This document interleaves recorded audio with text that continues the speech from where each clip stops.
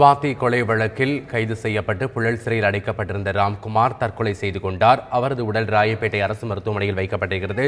அரசு மருத்துவமனையில் வழக்கறிஞர்கள் அவரது உடலை பார்க்க அனுமதி அளிக்க வேண்டும் என்று கூறி தற்பொழுது காவல்துறையினருடன் வாக்குவாதத்தில் ஈடுபட்டிருக்கிறார்கள்.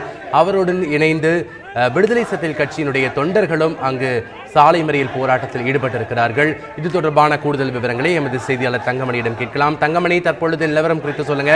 இன்னும் போராட்டம் தீவிரமடைந்திருக்கிறதா? ஒரு தகவல் கிடைச்சிருக்கு. தற்பொழுது அங்கு என்ன மாதிரியான சூழ்நிலை காணப்படுகிறது?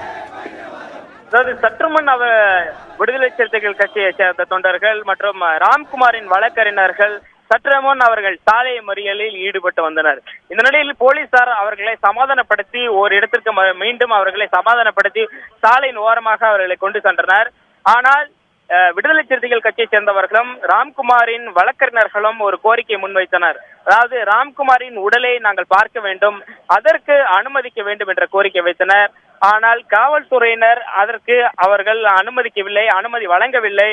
எனவே மீண்டும் தங்களது சாலை மறியல் போராட்டத்தை விடுதலை சிறுத்தைகள் மற்றும் விடுதலை சிறுத்தைகள் கட்சியை சேர்ந்த தொண்டர்கள் மற்றும் வழக்கறிஞர்கள் மீண்டும் தொடங்கி இருக்கிறார்கள்.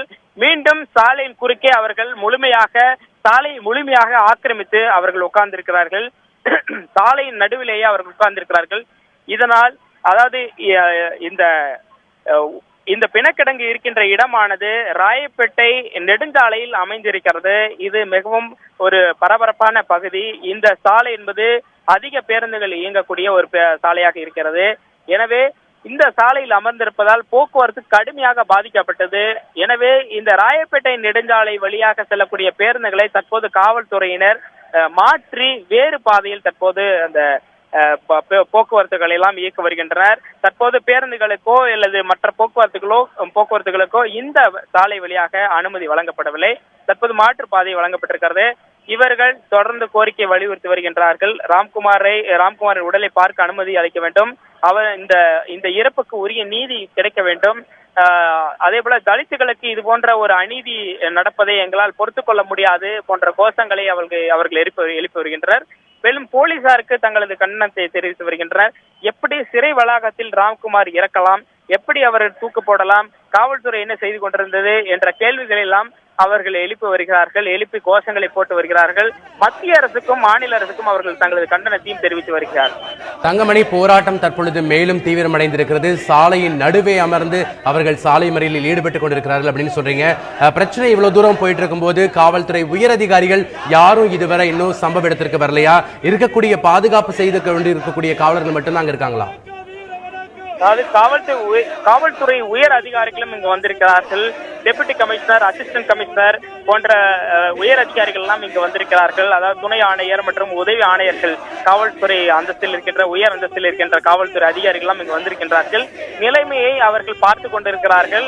காவலர்களுக்கு சில உத்தரவுகளை பிறப்பித்து வருகிறார்கள். இந்த பகுதியில் சட்டம் ஒழுங்கை சீராக வைத்துக் கொள்வதற்கு தேவையான நடவடிக்கைகளை அவர்கள் எடுத்து வருகிறார்கள். ஆண் காவலர்கள், பெண் காவலர்கள் என அதிக அளவில் இங்கு காவலர்களை குவித்திருக்கிறார்கள். அவர்கள் இந்த பகுதியை கண்காணித்து வருகிறார்கள். இங்கு ஒரு துணை ஆணையர் இங்கே இருக்கின்றார், மேலும் ஒரு உதவி ஆணையரும் இங்கு இருக்கின்றார். அவர்கள் நேரடியாக கண்காணித்து வருகின்றனர். நிலைமை மிக மோசமாக போனால் என்ன மாதிரியான நடவடிக்கை எடுக்கலாம் என்றும் அவர்கள் இங்கே ஆலோசனை செய்து வருகிறார்கள். தங்கமணி, போராட்டக்காரர்கள் பாத்தீங்கன்னா சாலை மறியலில் ஈடுபட்டுக் கொண்டிருக்கிறவர்கள் பெண்களும் இருப்பதாக தெரிகிறது. இது குறித்து சொல்லுங்க. பெண்களும் ஒரு சிலர் இங்கே கலந்திருக்கிறார்கள். அதாவது இது மிக முக்கியமான சாலை. அதே போல இந்த பிரச்சனையே மிக முக்கியமான பிரச்சனையாக விடுதலை சிறுத்தைகள் கட்சியினர் அவர்கள் எடுத்திருக்கிறார்கள். எனவே சிலர் தொண்டர்கள், விடுதலை சிறுத்தைகள் கட்சியை சேர்ந்த சில பெண் தொண்டர்களும் கலந்து கொண்டிருக்கிறார்கள். அவர்களும் இந்த போராட்டத்தில் கலந்து கொண்டிருக்கிறார்கள். தொண்டர்கள் முதலில் ஆண் தொண்டர்கள் தான் இருந்தார்கள். இப்போது ஒரு சிலர் இதில் இணைந்திருக்கிறார்கள். தங்கமணி, காவல்துறை அதிகாரிகளுடன் தொடர்ந்து அவர்கள் பேச்சுவார்த்தையில் ஈடுபட்டுக் கொண்டிருப்பதை நாம் விஷுவல்ல பார்க்கிறோம். இவருடைய கோரிக்கைகளை ஏற்று ஒருவேளை இவர்களில் இருவருக்கோ அல்லது விடுதலை சிறுத்தைகள் கட்சியினுடைய பிரமுகர்களுக்கும் கூட ராம்குமாரினுடைய உடலை பார்ப்பதற்கான வாய்ப்பு கிடைக்குமா?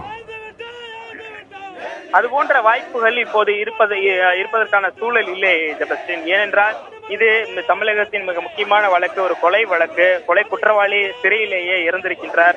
அந்த குற்றவாளியை பார்ப்பதற்கு ஒரு தனிப்பட்ட கட்சிக்கோ அந்த வழக்கறிஞருக்கோ உடனடியாக அனுமதி வழங்குவது என்பது சில சட்ட விதிகள்லாம் இருக்கின்றது, சில நடைமுறைகள்லாம் இருக்கின்றது.